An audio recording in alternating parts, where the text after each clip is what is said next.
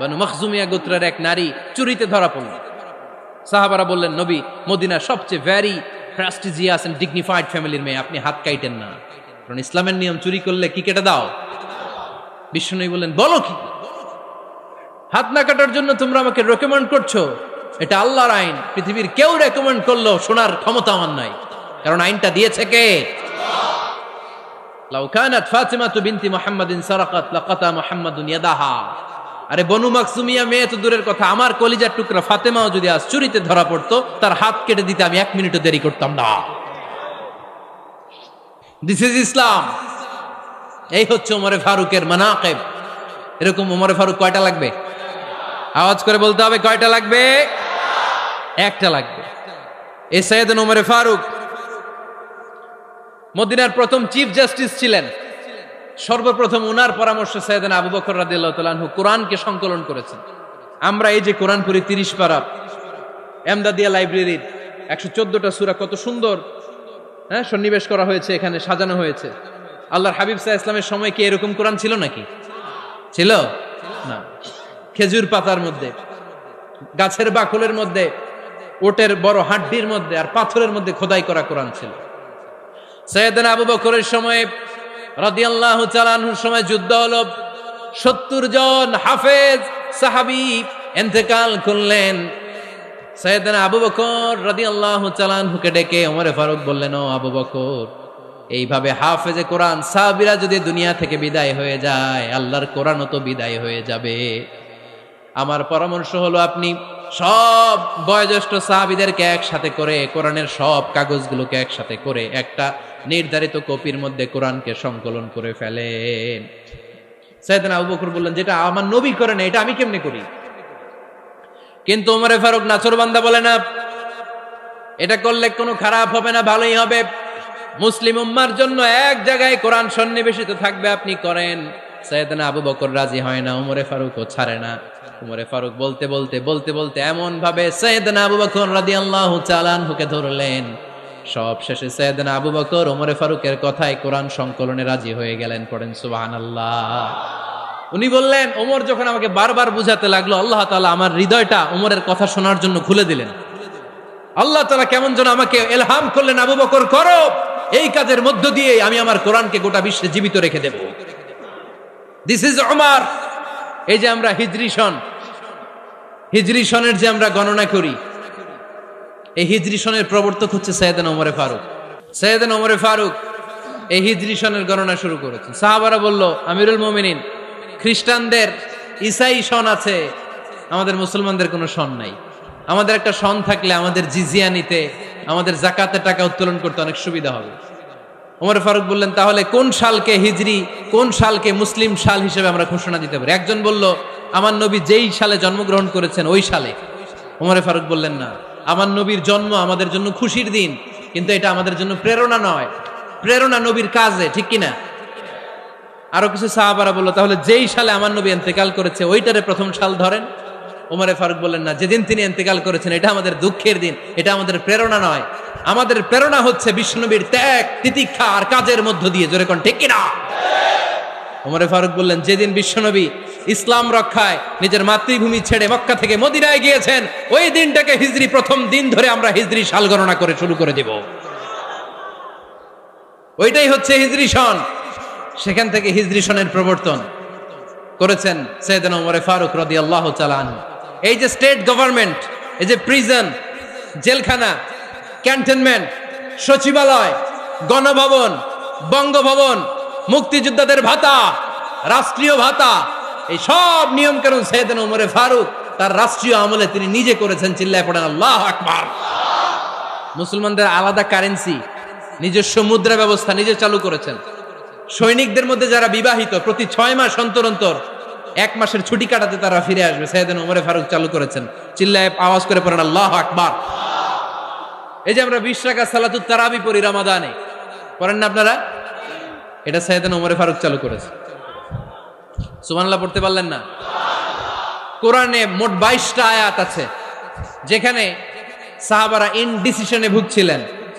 বিশ্বনবীর মত একটা, ওমর ফারুকের মত আর একটা। এই 22 জায়গায় আল্লাহ তাআলা বিশ্বনবীর মতের পক্ষে আয়াত নাজিল না করে ওমরে ফারুকের মতের পক্ষে কোরআনের আয়াত নাজিল করেছেন। আওয়াজ করে পড়েন আল্লাহু আকবার। এদিকে উঠলেন কেন আপনারা? যারা উঠছেন আমার দিকে তাকান।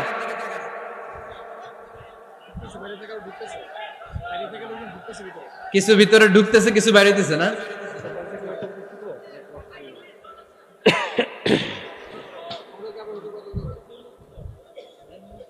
সাইয়েদনা ওমর ফারুক, আমরা সাহাবীদের জীবন চরিত পড়তে চাই না? কত যে অনুপ্রেরণামূলক দৃষ্টান্ত সাইয়েদনা ওমর ফারুক আমাদের জন্য রেখে গিয়েছেন।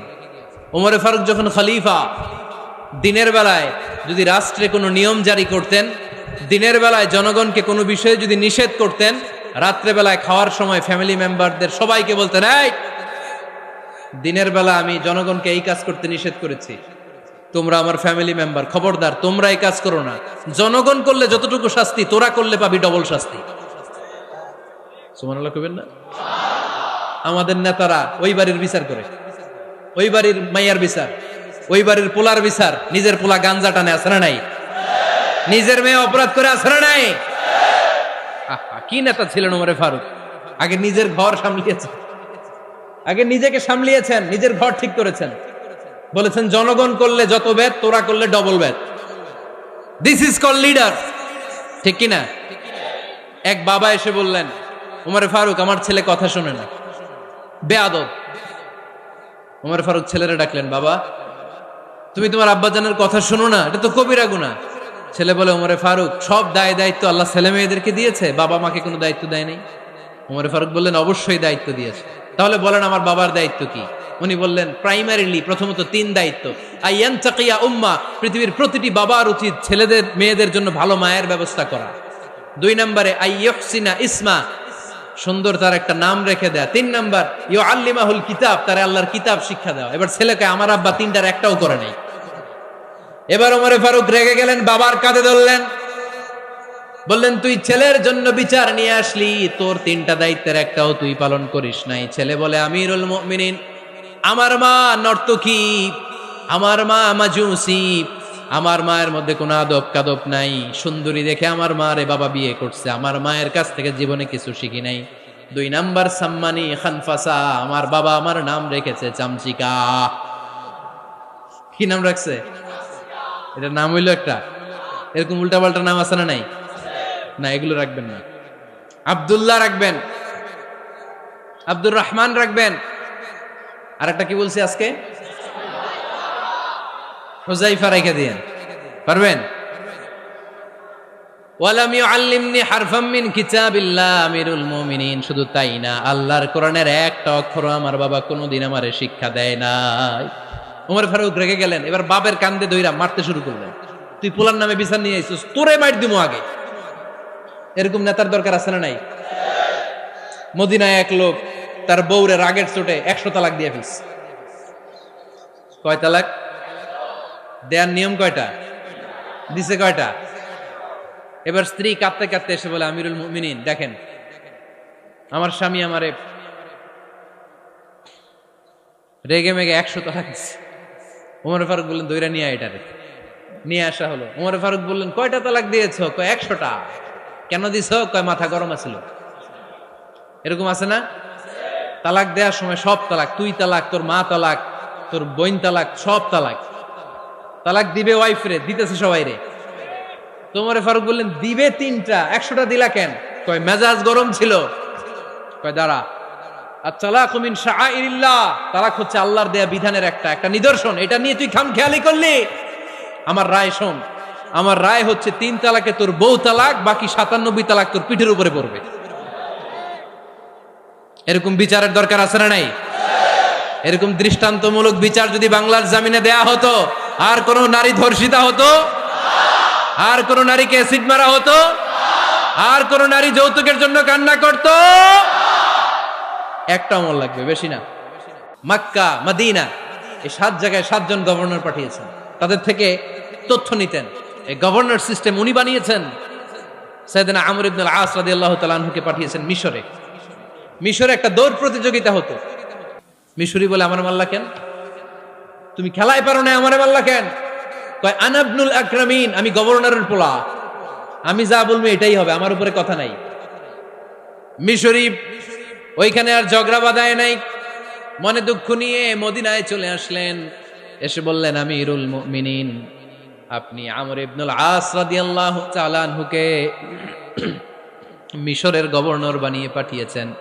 একটা প্রতিযোগিতায় আমি চ্যাম্পিয়ন হয়েছি, ওনার ছেলে হয়েছে রানার আপ। কেন সে চ্যাম্পিয়ন হতে পারে নাই? এই কারণে আমার মাথায় লাঠি দিয়ে 3টা বাড়ি মেরেছে। বিচারটা দিছে কার দরবারে? কথা বুঝেন নাই বোধহয়? ওমরে ফারুকের দরবার। ওমরে ফারুক বললেন, তাই আগামী বছরের অমুক তারিখ আমি সব গভর্নরদেরকে ডেকে হিসাব নিতে, ওই দিন তুই থাকবি, পারবি না? মিশনে বলে পারবো, মানে অবশ্যই পারবো। ওই দিন 7 রাজ্য থেকে 7 গভর্নর হাজির, গভর্নরদের ছেলেরাও হাজির, মিশরীয় হাজির। 7 গভর্নরের কাছ থেকে 7 এলাকার খোঁজ খবর নেয়ার পরে ওমরে ফারুক বললেন, আইন আল মিসরি, মিশরি লোকটা কই, এদিকে আয়। মিশরি সামনে আসার পরে বলল, আমর ইবনুল আস, তুমি মিশরের গভর্নর, তোমার ছেলে সহ তুমি আসো। আমর ইবনুল আস এসে সামনে বসে রইলেন। এবার বললেন, ও আমর ইবনুল আসের ছেলে, তুমি নাকি ইবনুল আকরামিন গভর্নরের ছেলে, তুমি যা বলবা মিশরে নাকি তাই হবে, তোমার নাকি অনেক দাপট। নিজে একটা লাঠি এনে মিশরীর হাতে দিয়ে বলল, এবার তোর মাথায় যতটা মারছে তুই ততটা গুনে গুনে মার, আমি দেখব। আমর ইবনুল আস দেখবে, আমর ইবনুল আসের ছেলেরে তুই এখানে মার। সে বলতেছে, থাক, আপনি বলছেন এতেই যথেষ্ট, মারা লাগবে না, আমি মাফ করে দিলাম। ওমরে ফারুক বলল, খবরদার, মার, মার ওর মাথার মধ্যে। মিশরি ওমরে ফারুকের ধমক শুনে ভয়ে ভয়ে 3টা বাড়ি মারল। এই বাড়ি মারা দেখেও ওমরে ফারুকের হৃদয় ঠান্ডা হয় নাই। লজ্জায় আমর ইবনুল আস, বয়স হয়ে গিয়েছে সাহাবা, মাথা তখন টাক, মাথায় চুল নাই, লজ্জায় মাথাটা হেট হয়ে মাথাটা নিচু করে রেখেছে। এবার রাগের চোটে ওমরে ফারুক বললেন, এবার আমর ইবনুল আসের টাক মাথার মধ্যে একটা মার, মার। কেন ছেলেকে শিক্ষা দিতে পারে নাই?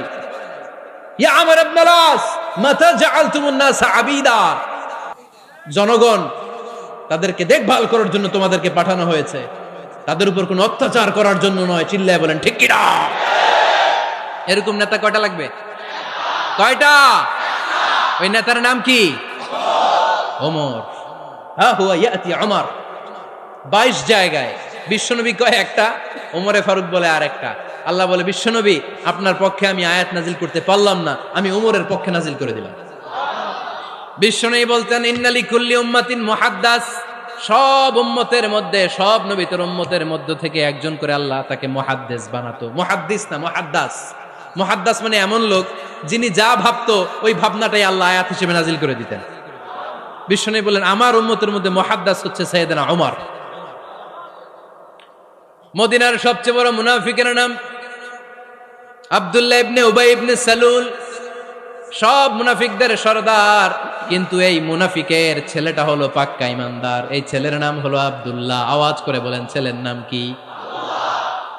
আব্দুল্লাহ ইবনে উবাই ইবনে সালুল, মুনাফিক সরদার যখন ইন্তেকাল করলো, সাইয়েদনা আব্দুল্লাহ রাদিয়াল্লাহু তাআলা আনহু বিশ্বনবীর কাছে এসে চোখের পানি ছেড়ে ডেকে বলে, নবী আপনিও জানেন, আমিও জানি, মদিনার সবাই জানে আমার আব্বা মুনাফিকদের সরদার, কিন্তু আমার মন তো মানে না, আমার তো পিতা, আমার তো বাবা লাগে, আমার তো মন মানে না। আপনিও জানেন মুনাফিক, আমিও জানি মুনাফিক। নবী আপনার দরবারে কিছু আমি চাই না, আপনার গায়ের একটা জামা দেন, আপনার জামাটা পরিয়ে আমার বাবারে দাফন দিব। এর সিলায় যদি আমার আব্বারে আল্লাহ মাফ করে দেয়, দয়ার নবী মায়ের নবী জামা খুলে দিয়ে দিলেন। পড়েন সুবহানাল্লাহ।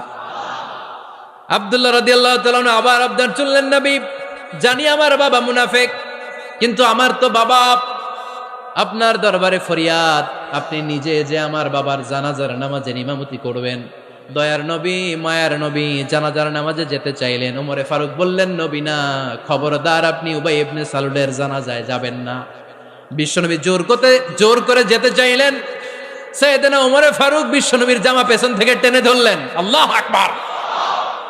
টেনে ধরলেন, যাবেন না আপনি। ওমর ফারুকের হাত থেকে হ্যাচকা টান মেরে জুব্বা টান দিয়ে বিশ্বনবী জানাজায় চলে গেলেন।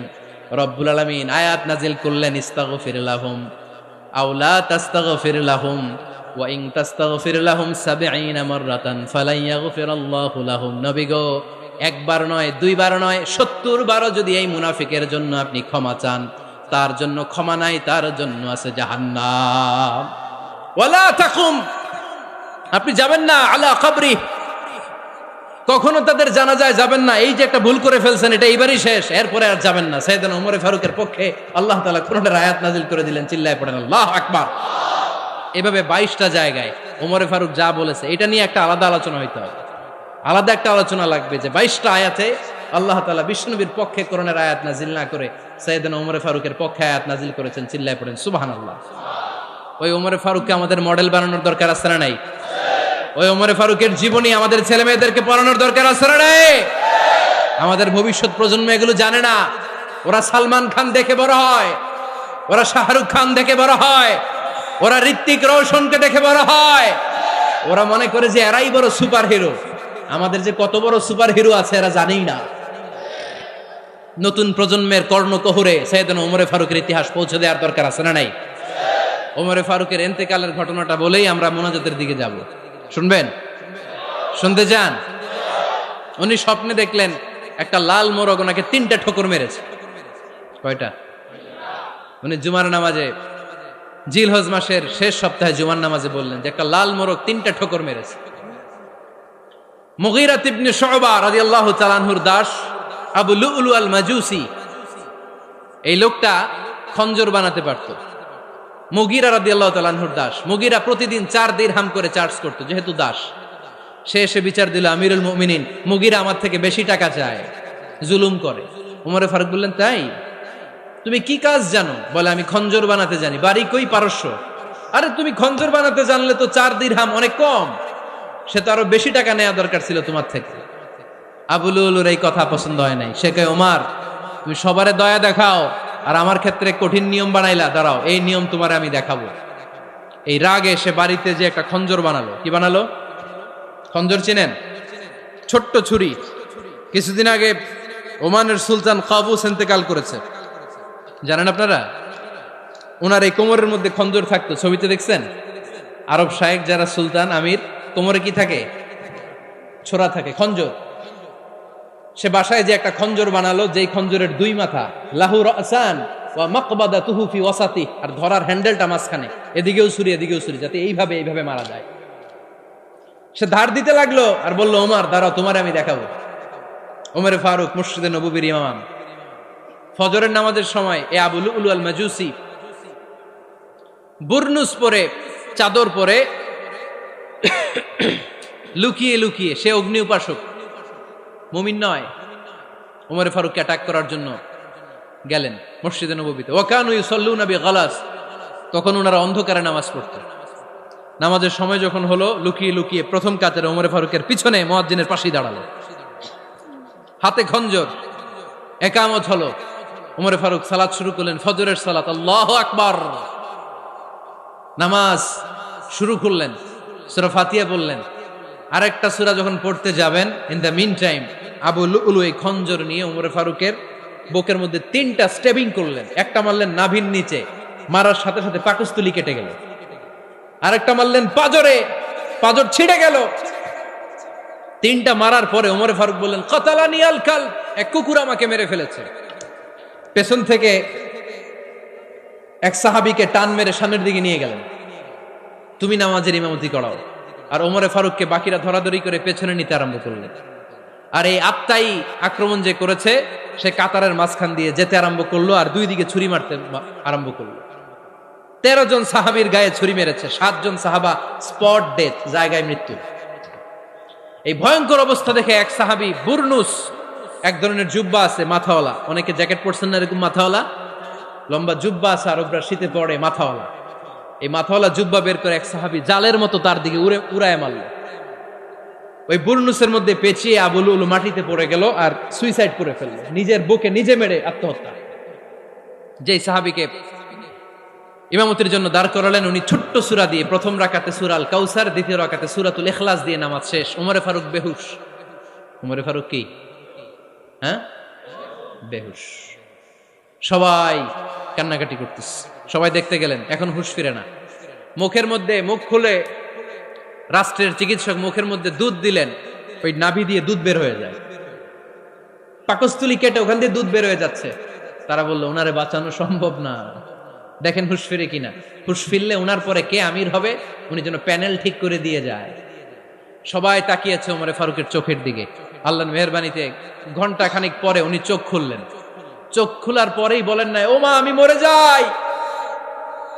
চোখ খোলার পরে উনি বলেন নাই কে মারলো আমারে। চোখ খোলার পরে উনি বলেন নাই আমার পরে নেতা কে হবে। চোখ খোলার পরে সর্বপ্রথম কথাটি ছিল আসল্লান নাস, আমার নেতৃত্বে যে ফজরের নামাজটা শুরু হয়েছিল এটাকে ঠিকমতো তোরা পড়েছিলি? আমার নেতৃত্বে যে ফজরের জামাত শুরু হয়েছিল সেটা ঠিকঠাক মতো সমাপ্ত হয়েছিল কিনা আগে বল। আসল্লান নাস, নামাজটা হয়েছে কিনা বল। সুবহানাল্লাহ বলতে পারলেন না? This is Omar, hour super hero. নেতা অনেকগুলো লাগে না, এরকম নেতা একটাই যথেষ্ট যে গোটা বিশ্বকে কাঁপায় দিতে পারে। চিল্লায় বলো ঠিক কিনা? আমরা চাই আমাদের ছেলেগুলো উমরে ফারুকের মতো বড় হোক। আমরা চাই আমাদের ছেলে মেয়েগুলো খাব্বাব, খুবাইব, সাইয়েদনা আলী, উসমান, আবু বকর রাদিয়াল্লাহু তাআলা আনহুর অনুসরণে বড় হোক। ঠিক কিনা? আমরা একটা ওমর চাই যিনি আমাদেরকে সালাতের শিক্ষা দিয়ে গিয়েছেন, ইন্তেকালের আগে বলেছেন সাল্লান নাস। এজন্য আমরা যেন নামাজ কখনো নষ্ট না করি। আল্লাহর জমিনে দিন বাস্তবায়ন আসাদ্দুহুম ফি আমরিল্লাহি ওমর রাদিয়াল্লাহু তাআলা আনহুর মতো এত কঠোর কেউ ছিলেন না। তাই দিন বাস্তবায়নে আমরা যেন কাউরে ছাড় না দেই। সবার আগে আল্লাহর দিন, সবার আগে আল্লাহর কোরআন, সবার আগে আমার ইসলাম। ঠিক কিনা? চাইলেই কেউ এদেশ থেকে ইসলামরে মিটাই দিতে পারবে না। যে দেশে আল্লাহু আকবার ধ্বনির সাথে সাথে সূর্য উঠে যায়, আল্লাহু আকবার ধ্বনির সাথে সাথে সূর্য ডুবে যায়, সে দেশে আর কিছু থাকবে না থাক আমার ইসলাম থাকবেই, আর কিছু থাকবে না থাক আমার কোরআন থাকবেই। সে ইসলামের সাথে থাকতে রাজি আছেন তো? কোরআনের সাথে থাকতে রাজি আছেন তো?